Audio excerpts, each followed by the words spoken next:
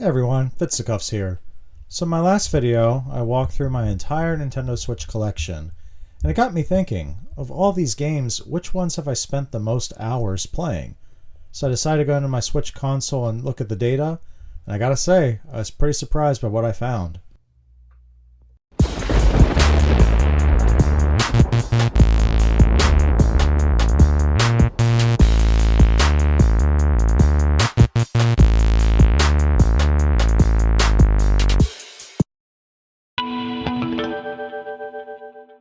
Super Mario Odyssey! When Super Mario Odyssey was announced, it was one of those games that I was super excited for. I actually went out and picked it up the first day it was released, and I gotta say, it didn't disappoint. Now, I hadn't really played through and actually fell in love with a Mario game since Super Mario Nintendo 64. But Mario Odyssey really had a good way of pulling me in. I mean, the levels were all very different and unique from each other. There was a lot of creativity they pumped into this game, like how you threw Mario's hat and were able to take control of other objects, like taxi cabs in New Donk City, or the dinosaurs in the prehistoric world.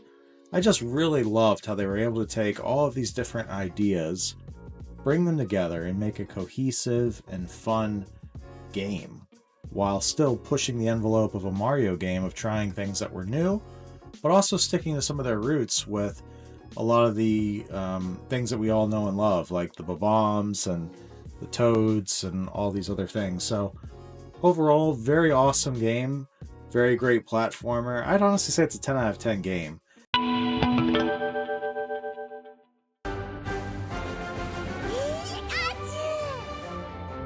So I've talked about Pokemon before, and it's no secret here. I absolutely love the Pokemon games. Now this one, Pokemon Let's Go Pikachu, and its sister game, Pokemon Let's Go Eevee, it's really a throwback love letter to the original Red and Blue games that came out on Game Boy. So you have the same original 150 or 151 Pokemon. It's the same map, just remastered, reimaged, repurposed for modern graphics. And it's really just the old game repackaged. But I'm not complaining about that. I love the original game. And I had a good time with this one too. Now, I believe I also played Let's Go Eevee. I didn't put nearly as much time in there as I did with the Pikachu version, but I loved running around town, reliving the nostalgia of all these old memories, and catching the original Pokemon as I went. Now, if you're a fan of Pokemon, I definitely recommend this game to you. It's one that definitely won't disappoint you, so check it out if you can.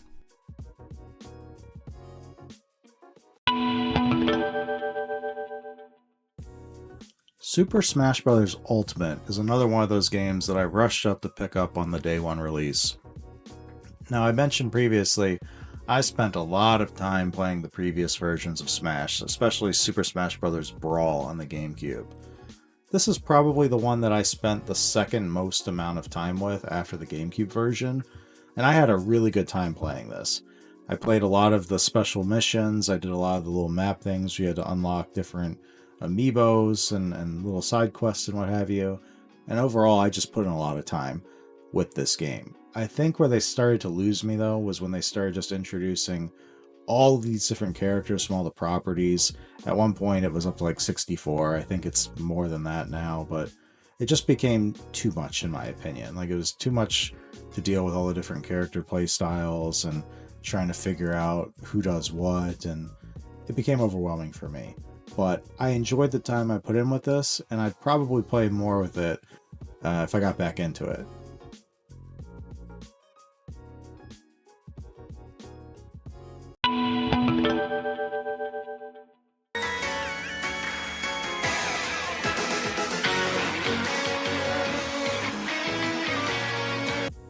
Another Pokemon game. So Pokemon Sword and Shield came out at the same time, and they were sister games, just like the Red and Blue combo I've talked about previously. Now, we always wanted a Pokemon open world game going back to the Nintendo 64 days, and this really hit the mark of what I was looking for, to be honest with you. So you're running around, you can see the Pokemon in the field, and you can choose whether you want to engage with them and try to capture them, or just run off. And then there's all the normal Pokemon things that you'd expect to come by. Trainer battles, gym badges, etc.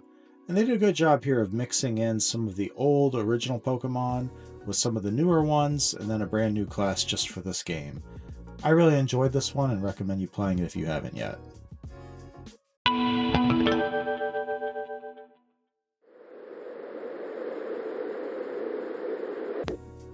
Pokemon Legends Arceus came out, and it was sort of like a breath of fresh air into the franchise. Now, they really did something we hadn't seen before. Instead of focusing the game on a modern setting with modern technology and everything, this game actually takes place centuries before the world of Pokemon as we know it. And you're really looking for this mythical Pokemon named Arceus, who ends up being known as the god Pokemon that created the entire world as you know it, which I hadn't ever really encountered that in a Pokemon game before. I know there are other games where you have the legendary ones that are mythological or demigods or whatever, but I'd never come across the concept of a quote-unquote god Pokemon, a creator Pokemon, so it was very cool what they did here with this game.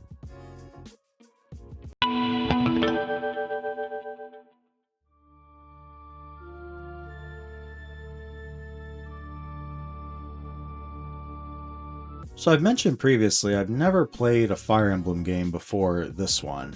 I don't know why, but for whatever reason, I just hadn't. So I picked this game up and I put over 50 hours into it, mainly because of the storyline. So basically the Three Houses part of the game, there's 3 different houses or 3 different characters that you're able to choose, and depending on who you pick and how you play, there have alternate versions of the story that can be told with alternate endings. So I spent a lot of time with this mainly because if your characters die throughout the game, that's it, they're gone. So I spent a lot of time trying to make sure I got every move just right, every action item in there perfectly. I had fun with it. I think there are other better Fire Emblem games out there, but I know people love this game.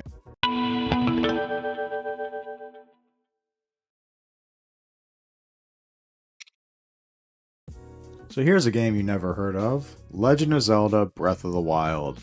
Just kidding on that. So this was actually a day one Nintendo Switch launch release. I picked it up right there day one when I got my Switch. I played this game religiously for the first several weeks / months of the Switch's life. Now I went back in and looked at my system data. I hadn't played this game since 2017. So I made a big push into it. I got all the way up to Ganon's castle. I never completed the final battle. And I just stopped playing it. I know there's so much more I could do with it. I know there are so many different hidden things or unlockables to find and locate. For me, I enjoyed my time with it, but then I was ready to move on to other games. So I might go back and revisit it at some point. I definitely need to go back and beat Ganon and his castle. But this was the best game on the Switch for the longest time, and probably still is for a reason. Definitely highly recommend this game.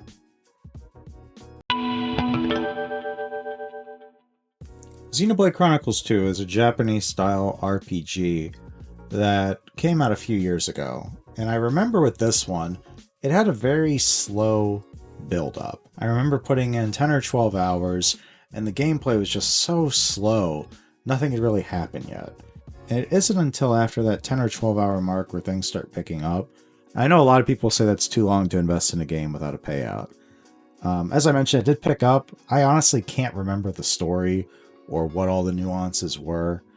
It wasn't as memorable of a game to me as the first game, but I put a lot of time into it mainly because just going through all the different courses and levels and getting to the end, it took a time investment to get there.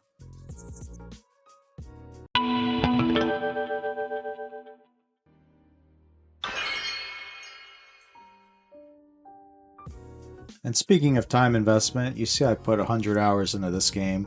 So this is Xenoblade Chronicles, the Definitive Edition. This is a remake, re-release of the Nintendo Switch original. Now I really enjoyed this game.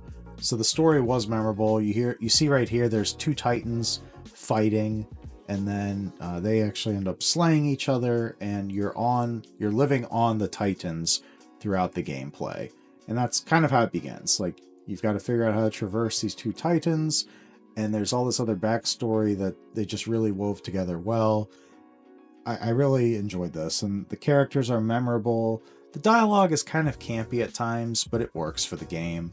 The only complaint I had with this one is the combat system. It's a little bit clunky at times, but overall, this was definitely a fun experience, and I'm excited to play the third one at some point next.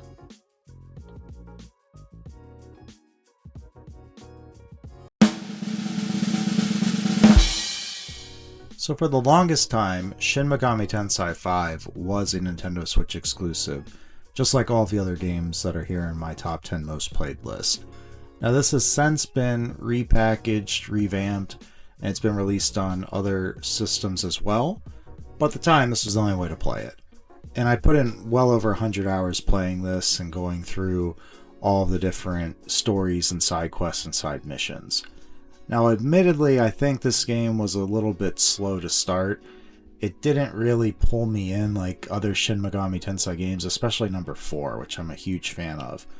But this one, I read all these different reviews before I started playing it, and so many of the reviewers heralded this as a masterpiece of a game. I honestly didn't walk away thinking that of it. It's not one of the games that will come up in a conversation where I say, oh, you must play this one, like there's no way you can miss this or sleep on it. I didn't walk away with that experience, but it was still enjoyable. Like I said, I love these games, this and the Persona series. It's right up that alley of that type of game, but it is a big commitment. So if you're not looking to spend a lot of time on it, this might not be for you, but I still really enjoyed the experience with it as well.